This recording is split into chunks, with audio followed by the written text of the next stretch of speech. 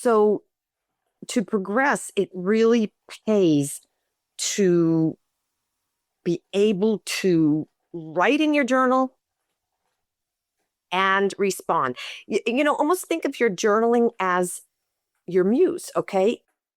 Like you have a co-creator that you're working with, and it's not you.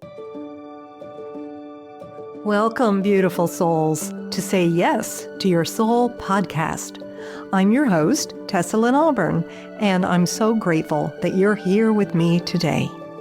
This is the space where we empower women like you to connect deeply with your soul, to shine in your business, and live a life filled with purpose and joy. Whether you're seeking to embrace your inner brilliance, cultivate meaningful connections, or be generously compensated for the unique gifts you bring to the world, you've come to the right place. As we navigate the busyness of the new year, we'll explore how to honor the dark, restful days of winter and use them as an opportunity for soulful reflection and renewal. So get cozy, get present, and let's journey together into the season of transformation. All right, welcome. I'm really happy to introduce to you an author today. Her name is Kyle Ann Robertson, and she's the author of White Picket Fences and Not So Little Things. Kyle writes contemporary women's fiction that sinks its teeth into families' miscommunications, misperceptions, love that, and the chaos they cause, even in the name of love. Kyle's been coaching the value of journaling for over 30 years, and she does this through her Embrace Your Muse workshops to keep your flow and creativity. And she also enjoys traveling to visit her adult kids and 7 grandchildren currently when she resides in Southwest Florida with her husband and Bichon Poo. Mia is adorable. Mia has her own Mindset Mondays on Facebook and Instagram. So we'll catch up on that later. Kyle, I want to welcome you to Say Yes to Your Soul. Thank you for having me. I'm excited for this. Fantastic. I'm so glad we got to meet. We met through a podcasting event, and I know you went through something where you'd been in like a job for a whole way of being for quite some time. And then you were like looking closer at family dynamics and then also how things were going to roll out for you after you retired from that. So I'd love for you to share a bit of that story and what happened for you when you were, after you had retired from your physical therapy work. Well, I love telling this story because it fits into the way I operate as far as teaching. So when I retired and my last child left, my kids, I have 4 children, and they're 15 years apart from beginning to end. So there was a lot of family going on. Yes. And I always journal. I'm a very Renaissance person, always loved something creative going on, always, had my hands in things. And so when I retired, I was at a loss. What am I going to do now? Because a lot of things I used to do was for my children and got really involved for them. And so I thought, what am I going to do for myself? And that put a whole new, it gave me a whole new approach, because when my kids needed something done, I got it done in a minute. I realized exactly. You have to, right? Exactly.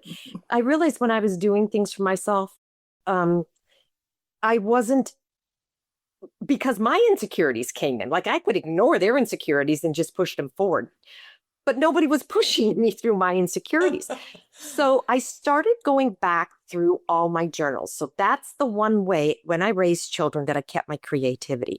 I wrote journals, and it took me a little while to write journals. And then I started writing little, I'm going to say short stories, but really what they were I found these like 30 years ago. I found these little inroads to a little thing, but not necessarily. I didn't write about the event as much as I wrote about how I felt about the event or what I wanted different, or I would have done the same, or whatever. So I started to catch on to that my feelings.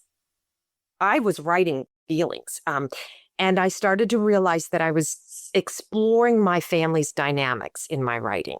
And I've discovered, and I don't know if I made this up, but I'm sure it's out there, but I discovered that my family, my brothers and sisters, as well as the way I raised my children, I raised them in a parallel world. And I think most of us do that without realizing it. You think, oh, same parents, same children. But what I was doing, the parallel world to me is, for example, two kids are playing Legos, but one child is playing Legos over here and the other child is playing Legos over there. But they want to be together in the same room. So here we are pushing independence with our children. And yet now I have developed parallel adults. And I discovered all that when I went back into my journaling. And that's why I just started to explore that specific problem. Now, it wasn't a problem. It's just my children and I talk about it all now because they're raising their children and they're seeing Yeah, it's them a do phenomenon. This is really interesting, right? that. It is. Like it's a thing. I mean, I could say that probably that was happening in my household, Yeah, right? And a lot of people probably. And this is the value of journaling, because once I went back, this is when I realized it's one thing to write things down. It's a different thing to be aware of what you're writing. And I use the word aware a lot. Women are so good at going through the motions to make everybody happy. We never sit back and say, why did I do that? Did that make me happy? How did I feel about doing that? And that's where I come from. And I push journaling. I have a course. It's journaling for fiction writers, because I don't. It's not a rocket science. It's nothing that you haven't heard before. It's just that if you're writing just to write, you can get so much more out of it. Is my point, because I did, and finding out how my family operated. And I'm in the middle of family drama now. We always are, right? Yep. Putting the words on paper and seeing these words from 20 years ago and 15 years ago and 10 years ago helped me to, and something I'd like to share with your listeners is when you write in a journal, you write an event.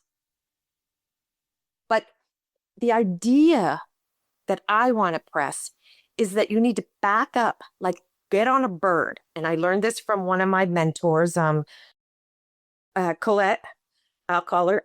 She is great at meditation. She's great at teaching us how to look at ourselves. So I've learned to read my journal entry, get on my bird, get above it, and see the bigger picture of what that entry is affecting for me. So the big idea I found is I built a relationship with myself through my journaling. I love that.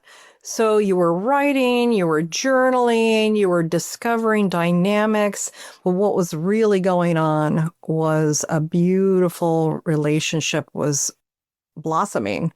And so it sounds like there were things that came up in that might have been surprising. Is that the case? Very much so. What I learned is I couldn't lie to myself when I was writing. I could, and I did. And I did at the beginning. Like, you write your version of the story. But by getting on my bird, I realized that was my perception of what I wanted the event or the thing I was writing about to be. But what really was there? And it's two different things. And I let me give you an example. Say I wrote about, and I'm really flying off the cuff here, but say I wrote about some family gathering, and how my sister, wasn't really participating, and I thought she was being really mean and unsociable for whatever reason. And I'm totally making this up. But then once I write that down, because that's how I felt, I Yes. back up on the bird to look at why was she behaving that way? And why did that make me angry? So Yes. why is huge in journal. And so sometimes how and where and all those, but why is the biggest thing. I am a huge why person. I can't my father made us get our driver's license in 5-speed cars. I don't know how many people still remember those, but I could not coordinate it. I couldn't coordinate the clutch and the gears and the until my father explained what was happening and why it had to happen in that order. Then it made sense to my brain. So Yes. this is the same thing. And people think, well, I can't do this. I can't do this. In my course, Embrace Your Muse, we go over the signs of imagination and creativity. And it's really about not letting your brain limit yourself. We use both parts of the brain. Um, I like to look at it as if you're left-handed or right-handed and write with your right hand and then you break it, you will learn and rewire and start using your left hand to do things. Your brain works the same way. That's amazing. Tell the listeners a little bit more about like how we lose parts of the brain and how journaling helps restore that and helps us have They're ourselves. very much so. And that's why I push unlocking your creative flow. Even if you're not doing creative writing or you still need to unlock your creative flow because the way the brain works, if so here, if you give it something and as we get older, let me start over. When we get older, we're pretty set in our ways, we have our thought processes, and we will beat our heads against the wall to make something work out the way we think it should work out. Now, Mm. if we were 4 years old and it didn't work out the first time, try it a second time. But then guess what? We'll dump it and go for something that's more enjoyable. I don't know why adults don't do this. And it's a big hang up in writing. I found that Because we this, hold on to stuff. Yeah. Well, yes.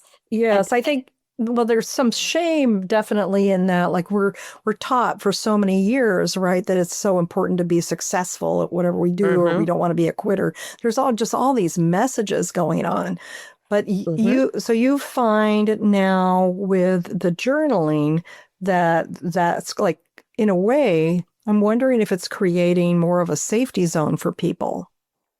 It should, because when you journal, you know, and only you know if you are being your authentic self.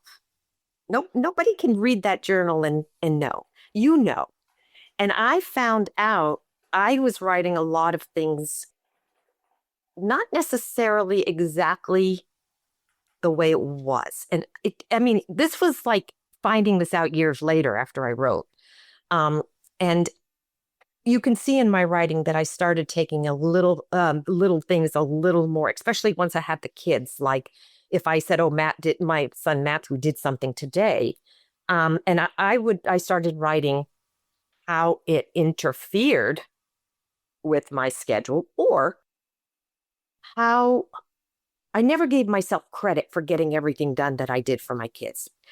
And Mm-hmm. so I even have the journals I used, my 4 kids, I used one of those hairdressers scheduling books Mm-hmm. so that I could see time happen. I could plan travel time and I could see where each of the kids were at any given time. That is a form of journaling. So Really? Okay. yeah, I journal today and the last probably 10 years, I journal in my daytimer. Oh, yes. Okay. But when you say you journaled, you were like writing question, you were going deeper into whatever was Yes, happening. Yes. exactly. And I do that today in my journal, um, in my daytimer. So my point to all this is that to progress. Remember, we're not talking about we're talking about process, but we're talking about process to progress with your thoughts or your feelings or your life. So to progress, it really pays to be able to write in your journal and respond. Almost think of your journaling as your muse, okay? Like you have a co-creator that you're working with, and it's not you. I found that many, many, many journaling posts that I wrote in third person. Mm-hmm. And that's when I started to become my true authentic self. Okay. Do, do, do, do, do, do, do. Yeah. So you're saying that somebody else is there when you're going into this deeper process. There's an awareness, let's call it, or That's what I use. consciousness. Yep.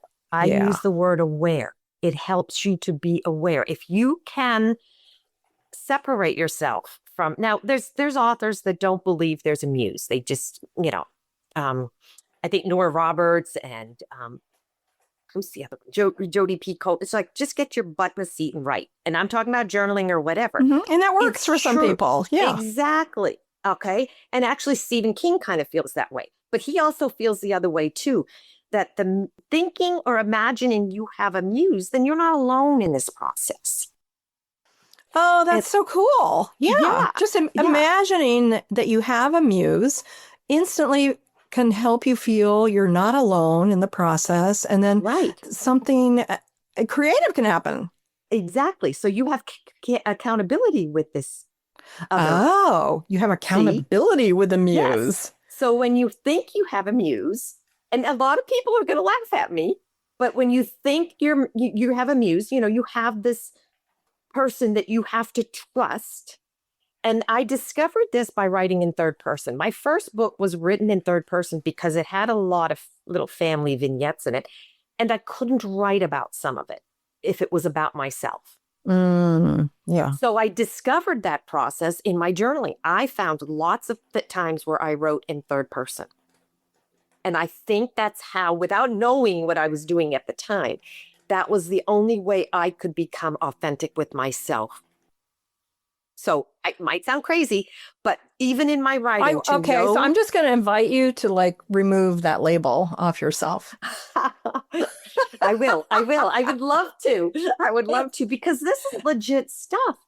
Everybody, anybody can journal, but to journal so that it truly benefits you, to journal to help you establish a routine, to journal to help you keep the process of your emotions. Maybe you can to track emotions and find inspiration and enhance your critical thinking skills. Now, this is where journaling can really come back. I'm a Virgo with ADD, so don't think I'm not all over the place in my spreadsheets, you know, because I need my spreadsheets, but I also need this freedom, which is another reason why I kind of journal. There's all kinds of journaling out there. Okay, so But wait a second. So I'd want to know more about what's your experience around it enhancing your critical thinking skills? so it comes to deduction. So I started seeing myself develop, like almost making an algebraic problem, math problem Mm-hmm. out of. It's one of the things that I do when I go up on my bird. I look at it and say, oh, so A and B equals C. Is that true? All right. That's the beginning of thinking, oh, am I being authentic with myself? Because A and B doesn't necessarily equal C. I assumed it did, or I made it do it, or whatever. Mm-hmm. Mm-hmm. So this is why I say you got to, if you're going to, journaling's value is in going back and assessing the whys, make it an algebraic problem, to expand on that thought. I love that. Yeah. So it's not doing it in the moment as you journal, which so many people make that mistake, Right. because then it just winds up being more mind nonsense. Right. But It's you just, go back later after you've actually done the deep dive, and then you can look at it with more of an observational, critical eye and assess exactly. without judgment. Yeah, if you do that consistently, you will see your growth with yourself, the growth in the relationship with yourself. You'll start trusting yourself. You'll start I use it as like a mental massage, you know? Yeah, yeah. Okay. So I want to know in your journey, like, because this was, groundbreaking for you. Yes. And yeah, it really changed things. And there you were. And I know why you were doing this because I know what you were looking for. So, but I want to um know, like, how did this start to redefine you? Because you were, I'm just tell the listeners here, you were like looking for like your legacy, like what is the impact, what am I doing now that I don't have Hmm. this physical therapy career, what is next for me? And how did this journaling start to redefine who you thought you were? Yeah, that's a big question. um,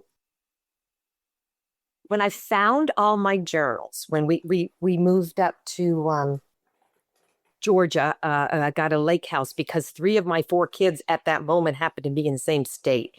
Um, I found my bucket of journals and writing. Mm. And the first thing I published was in fifth grade in my mom's newsletter at the hospital where she worked. I mean, I found all of this stuff. I've always enjoyed writing, um, minoring in English and all this stuff. So when I found this bucket and I started reading and I started wanting to explore this parallelness in my family, even my brothers and sisters, we are on year 29. So I have a lot of stories. So 29 years of the five of us getting together in Nantucket every summer. Mm. And we bring kids or whoever's available, as the kids grew up. So even looking back at those memories and seeing the parallelness and seeing that, it made me want to explore family dynamics in a way that was honest. Mm. So I had written short stories. Actually, my second book that came out just a couple weeks ago um, started out from a short story I found, and I was writing it about a girl that built miniature historical replicas, which I've done in the past too, but another story. But anyway, and how she grew up under her father's his wishes, but yet he had passed away, so she was actually trying to serve her life in his memory. So it was a little short story I wrote, and at the time, my parents were alive and everything, and so that one story is what started finding that short story. And I saved it. It was in one of my journals. I wrote it for school, but it was stuck in one of my journals. Like I stuck poems in there, and I tried to write songs back in the day and all that stuff. All that is in there. Um, that one story is what got me to exploring what if this were true. And then when I started exploring like a mother-daughter relationship, which is what this story was about, it it I have, of course, related now I have children. And I wanted to explore. You know, I don't want to blame things on my mother because I don't want my kids blaming them on me. So, Yeah, so you can't have it one way and not have it the other. that's right. So, Yeah. so that's kind of what started that very thought. And so that's what started me continuing my journaling, because that's when I realized the value of saving all this stuff and having that stuff and seeing how I did develop and got deeper as I had children, because I started to write more about the way I feel about what I was writing. Yes. So I hope I answered the question in I that. think you did. Like, so feelings really came into things. Like, you can't be authentic and honest with yourself and exploring family dynamics in any way without feelings. And so, Yeah. yeah, I mean, I can hear like your perspectives were changing. Yes. You were just having like this Yeah. whole other world opened up to you about what was really going on in the family. Exactly. Like Yeah. like you can't expect a high school kid to really, maybe nowadays, maybe at high school you can start having them explore, because I actually do teach this flow of creativity to high schoolers.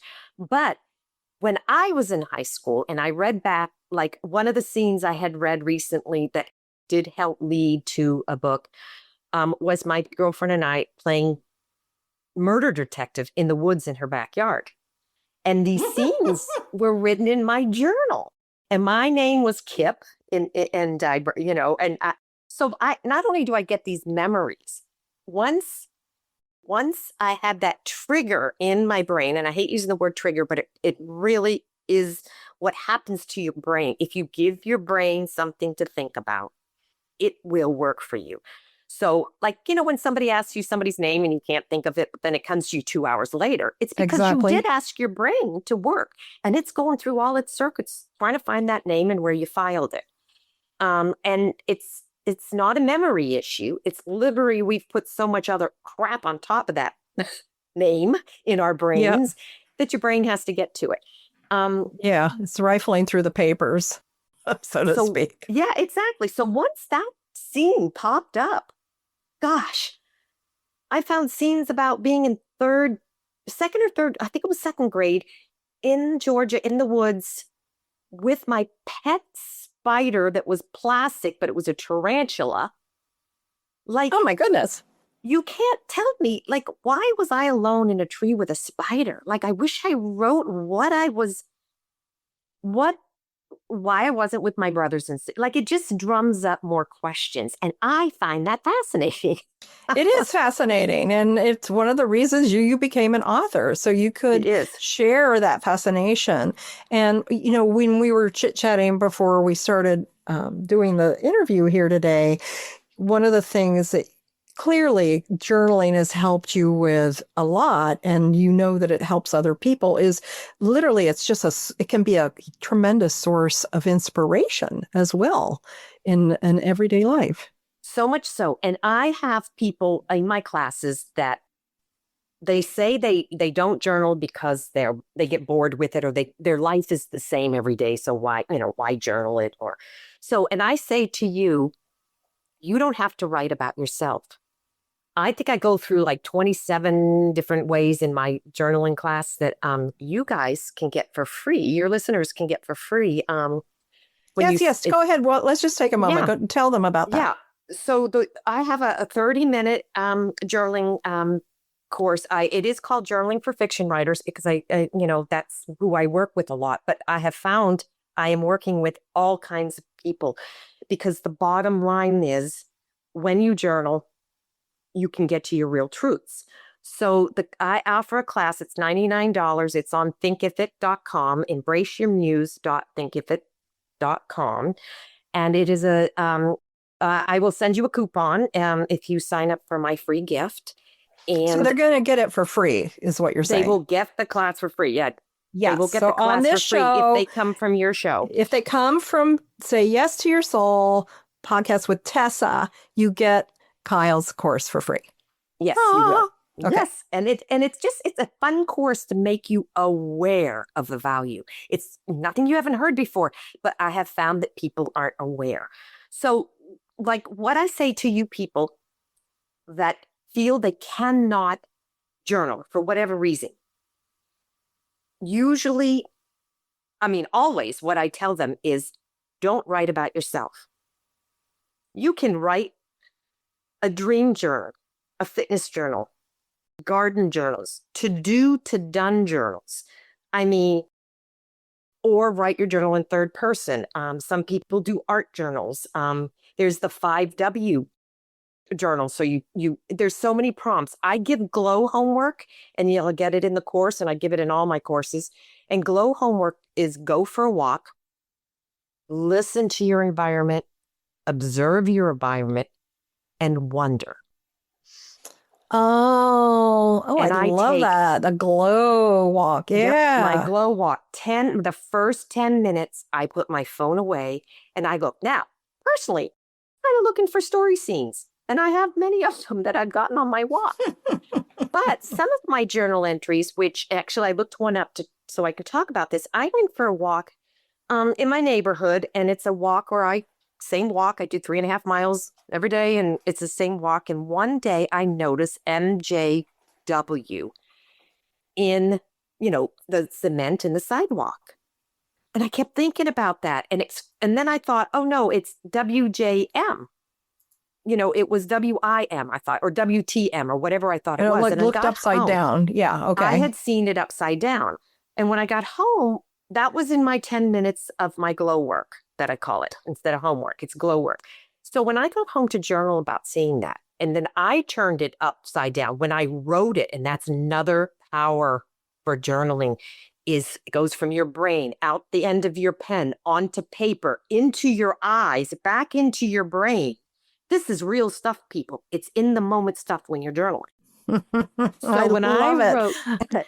So when I wrote MJW, or actually WTM, I happened to see it upside down when I wrote it. My dad's initials are MJW, and he had just passed away. Now, I don't know Oh. about you guys, but I believe in signs. So it wasn't until I wrote it in my journal, I got to explore a message from my father.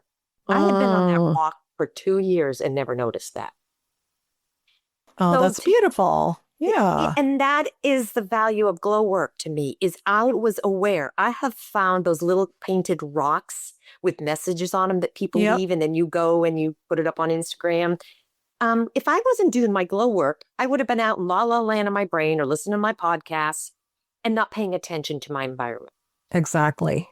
So that's part of journaling for me, and it's journaling homework, and it's homework in my creative writing Embrace Your Use class. It's so vital. I do it in the grocery stores if I don't have time to walk. Oh my gosh. So you have so many tips and tricks, and this is for writers and also for people who just want to maybe get to know themselves better and find out what's really going on, or just have some fun or look to something for inspiration. And so they need to go. Can you go ahead and give them the URL where they're going to go for your gift? Sure, it is gift.embraceyourmuse.com. All right, awesome. So you're going to go to gift.embraceyourmuse.com. We'll have it in the show notes. You can sign up and you can tell Kyle that you heard her on this show, and she will have a free coupon for you. So you can get all the many, many, many, many insights on journaling your little heart desires. So Kyle, I know that you're on Facebook and Instagram. How else can people connect with you, or what else do you want them to know about those things? I get so excited over this, so I hope you can get as excited as I do over this. Once you see it at work, you will. You can go to Kyle Ann Robertson for my books and information on Kyle Ann Embrace Your Muse. I'm working on a new website to separate Embrace Your Muse, to separate my writers and my readers, because I realized my brain wasn't handling that very well. And I realized that in trying to write what my goals were for both of them. And I did that in my journaling. Fantastic. Yes, you got the clarity. So KyleAnnRobertson.com, can go there and get a hold of me for anything. There you go. All right. I love it. I really want to thank you for being here today. And the final question I have for you is, when you're journaling, what is your connection to your soul? My connection to my soul is authenticity. Mm. I have cognitive thoughts, like I make myself think, is this the truth or my truth? And neither one has to be wrong. But I personally want to know the difference. Yes. And how do you know the difference? How do you recognize that difference for yourself? I recognize the difference when I put words in writing, then I can see the words. And when you see them, you know if they're legit or not. You know in your heart. You know. Now, that's saying what. Yes. Yeah, what you're you know knowing it in your heart. You know it in your heart that that's the truth. It's your truth. It's the truth to you. And that's the best you can do. I love that. And it's good enough. I'm going to add on to that. Mm-hmm. That's true. And it is good enough because you're writing for yourself here. You are writing for yourself, for your own fulfillment. And how you choose to share that, which is fulfilling in itself. As we get older, we find out that sharing what we know is fulfilling. But as you share your truth, you're sure it's authentic because you've been through it. You've seen it in writing. And like I said, if you have to go to third person to see the truth, go to third person. That's right. All right. Thank you so much for being here today and bringing in some fun and some imagination, and all the best to you with your latest book. Just go ahead and give the title once more. Not So Little Things. It's just bringing out now. I'm just getting reviews and I'm having a ball with it. So, Kyle, I just want to also wish you well with your latest book, Not So Little Things. And I'm really excited for you. And folks, if you go to Kyle's website, Kyle Ann Robertson, you'll see a bunch of books that she's written. So thank you for sharing your process and your excitement about it. Clearly, very exciting process for you and people that you work with. And just, this can be a gift to ourselves and to connect with your heart and your authentic self. So thank you for being here today, Kyle. Thank you for having me. I had way too much fun. All right. That's it for today. And I look forward to being with you and getting to know your authentic self. I'll see you soon. Bye-bye for now. Thank you for joining me on this soul-nourishing journey today. I hope you're feeling inspired to embrace the stillness of the winter season, connect with your inner wisdom, and allow space for your soul to rest and regenerate. Remember, the darkness of winter is not something to fear or to rush through. It's a powerful time for growth, for healing, and for accessing divine guidance. Before you go, I'd love to invite you to take a moment to reflect on today's episode and perhaps explore the meditation I've created just for you. It's designed to help you connect with the angelic realms and invite love and guidance into your life. You can find it at sayyestoyoursoulpodcast.com/multiverse meditation, and I'll also link it in the show notes for you. If this episode resonated with you, I'd be so grateful if you could leave a review and share it with someone you think might benefit from this message. You deserve to say yes to your soul, and I'm here to support you every step of the way. Until next time, take a deep breath, honor the quiet, and trust that the universe is working in your favor. Stay present, stay connected, and most of all, stay true to you.